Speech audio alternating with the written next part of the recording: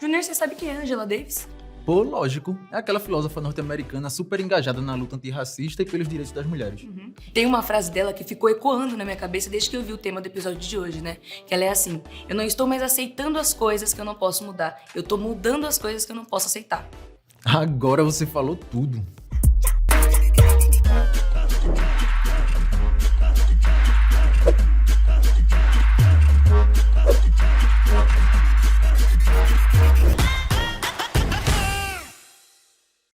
Fala, Helloaders! Estamos de volta. Salve, galera! Tudo na paz? Na paz é difícil nesse país, né, mano? Ainda mais se você for mulher. Tem razão, mano. E hoje vamos falar sobre isso, ser mulher no Brasil. Discriminação, preconceito, machismo, desigualdade, olha, eu já tô exausta. Eu preciso descansar! Mas enquanto a coisa continuar assim, a gente vai ter que seguir falando sobre isso. Então se liga no vídeo.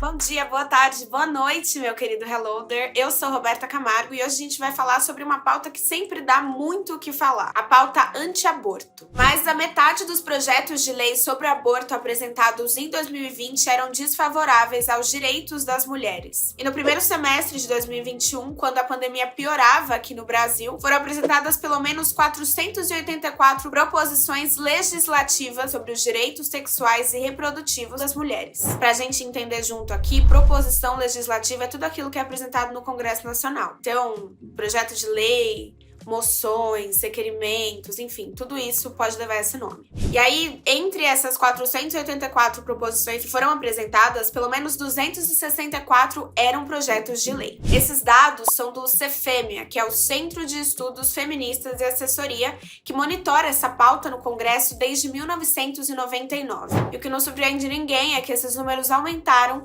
desde o início do governo Bolsonaro. Entre 2019 e 2020, foram 29 projetos de lei sobre os direitos sexuais e reprodutivos que entraram no radar do Cefêmea. Desses, 21 eram desfavoráveis aos direitos reprodutivos das mulheres. E por que eles recebem essa classificação? Isso entra naquela história que a gente já está acostumado a ouvir, que é direito à vida desde o momento da concepção, direito e estatuto do feto, aumentar a pena para quem pratica a interrupção da gravidez, enfim. Mas, de modo geral, existem 3 situações em que o aborto é permitido aqui no Brasil. Se não existe forma de salvar a vida da gestante, se a gravidez foi resultado de um estupro e desde 2012 em caso de gravidez de feto anencéfalo. Isso está no Código Penal, no artigo 128, que garante o direito ao aborto legal nessas condições de forma gratuita. Essa lei é antiga, desde 1940, mas a gente sabe que muitas mulheres não têm acesso a esse tipo de informação e em muitos casos não recorrem ao aborto legal,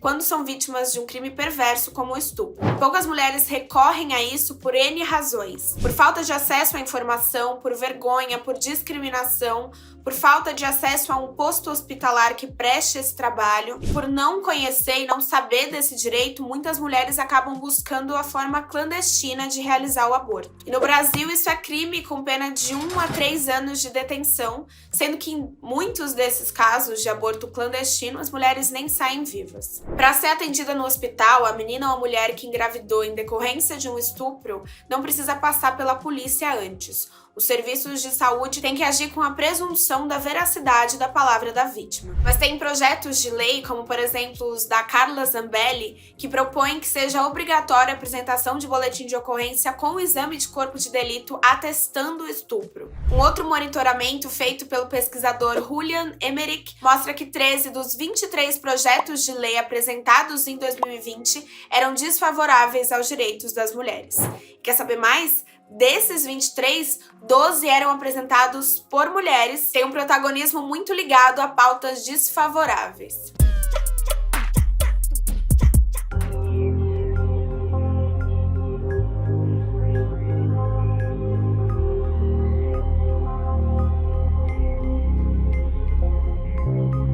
Gabriela sai de casa pra evitar conflito. Mal sabe ela o que a espera no próximo encontro. Em um olhar conhecido buscar acolhimento. Mal sabe ela que teria o seu pior confronto. Já era, ninguém mais iria ouvir seus gritos. Dizer não impediu que violassem seu corpo. O seu corpo adolescente virou corpo de delito. Dominada pela dor voltou pra casa aos prantos. Junto à mãe que prontamente busca atendimento. No hospital descreditaram todo o seu relato. Julgada pela aparência e comportamento. comportamento, dispensada sem o tratamento adequado, desamparada por quem deveria proteger, violentada dessa vez pelo próprio Estado, por um sistema falido, atrasado, que só oferece desprezo, descaso. Filha de doméstica, pele preta, disposição atlética em ser correta, cidade pequena, vida discreta, terminar os estudos era a meta, mas Gabriela já não era mais a mesma. Seu semblante era só tristeza. Descobriu a gravidez indesejada e da vida esperava pouco ou quase nada. Sua mãe consultou com o advogado e descobriu que pela lei o aborto por estupro é garantido. E mesmo assim foi negado seu pedido. A juíza dá sua sentença e mais um descaso é cometido. Violentada dessa vez pela sociedade, perseguida, pressionada e sem privacidade, condenada a abrir mão da sua juventude e de quem ela for um dia era só saudade. Muito triste essa história. E por falar em leis, um projeto de lei super importante que rolou em 2021 foi o PL 4968. Esse projeto, que foi aprovado pela Câmara e sancionado pelo Senado no segundo semestre de 2021, instituiu a lei que cria o Programa de Proteção e Promoção da Saúde Menstrual. Considerando que metade da população do país tem útero e irá menstruar em um grande período da vida, parece ótimo, né? Só que não. Ficou confuso, né? Espera que eu te explico. Apesar do absorvente ser um item de primeira necessidade para essa parcela gigante da população, ele não é incluído na cesta básica, nem distribuído em postos de saúde, escolas públicas e nem mesmo nos presídios. Por isso, o PL previa formas de combater a chamada pobreza menstrual, com distribuição gratuita de absorventes para estudantes de baixa renda matriculadas em escolas públicas, pessoas em situação de rua ou em privação de liberdade. Mas aí, em outubro do mesmo ano, o presidente Jair Bolsonaro vetou 2 artigos importantíssimos do projeto, justamente aqueles que previam essa distribuição, mantendo apenas uma campanha informativa sobre saúde menstrual. Que coisa absurda. Bolsonaro argumentou, entre outros motivos, que o projeto não previa a fonte de custeio dessas medidas. Mas no texto que havia sido aprovado, já estava previsto que o dinheiro viria de recursos destinados pelo SUS e, no caso das presidiárias, do Fundo Penitenciário Nacional. Interrompemos nossa programação normal para anunciar uma boa notícia. No dia 10 de março de 2022, após a gravação desse episódio, o Congresso Nacional derrubou os vetos do presidente ao projeto de combate à pobreza menstrual, garantindo os termos originais da nova lei: vitória das mulheres. Segundo o estudo Pobreza Menstrual no Brasil, realizado pelo Fundo de População das Nações Unidas e pelo Fundo das Nações Unidas para a Infância, ao longo da vida escolar, a falta do absorvente deixa uma entre 4 meninas brasileiras sem ir à escola. Ou seja, em pleno século XXI, a disparidade de gênero ainda é acentuada pela simples condição de nascer com útero. Bom dia, boa tarde ou boa noite, Reloader! Eu sou Larissa Venturini e hoje a gente vai falar de como que a pandemia piorou tudo para as meninas. Crianças e adolescentes estudantes de pequenas comunidades rurais do sertão e agreste de Pernambuco, que tiveram que se adaptar ao ensino à distância. A falta de uma boa conexão de internet e a ausência de suporte escolar fizeram com que muitas crianças tivessem dificuldades com o aprendizado. Mas a divisão injusta das tarefas dificultou ainda mais a vida das meninas. Uma divisão machista que faz com que as meninas percam o foco nos estudos para se concentrarem em tarefas domésticas. Foi por isso que o Movimento de Mulheres Trabalhadoras Rurais de Pernambuco elaborou, em 2020, o projeto Educação das Meninas Rurais de Pernambuco Convivendo com a Covid-19. O projeto quer mapear, acompanhar e auxiliar o cotidiano escolar das meninas da zona rural de Pernambuco, mais especificamente nas cidades de Angelim, Casinhas, Pombos e São José do Belmonte, que foram os municípios mais prejudicados pela pandemia no desenvolvimento e aprendizagem dos jovens estudantes. A proposta foi apresentada ao Fundo Malala. Sim, Malala, aquela ativista paquistanesa que virou alvo do Talibã por defender o direito à educação para as mulheres paquistanesas. Então, o Fundo Malala lançou um edital para financiar iniciativas destinadas a garantir a educação de meninas, o que assegurou $75 mil para o Movimento de Mulheres Trabalhadoras Rurais de Pernambuco, desde que elas realizassem as atividades em até 15 meses. Então, o movimento não perdeu tempo, né? A maior parte dos recursos foi usado na compra de equipamentos de mídia, capacitação de professoras e na compra de dados móveis para as meninas que entraram no projeto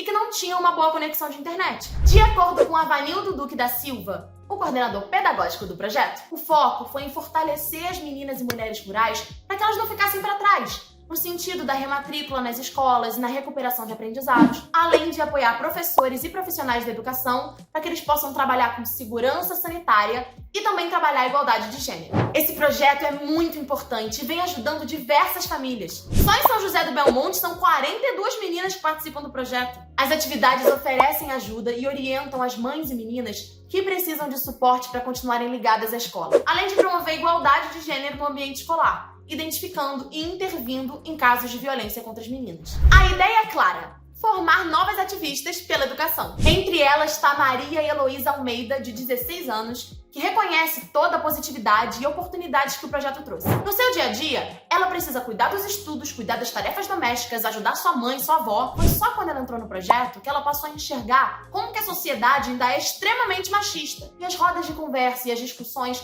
ajudam ela a lidar com isso, enxergando tudo de uma forma mais crítica e buscando soluções. Para terminar, a gente vai finalizar com uma fala motivacional da Maria Heloísa, inspirada na ativista Malala.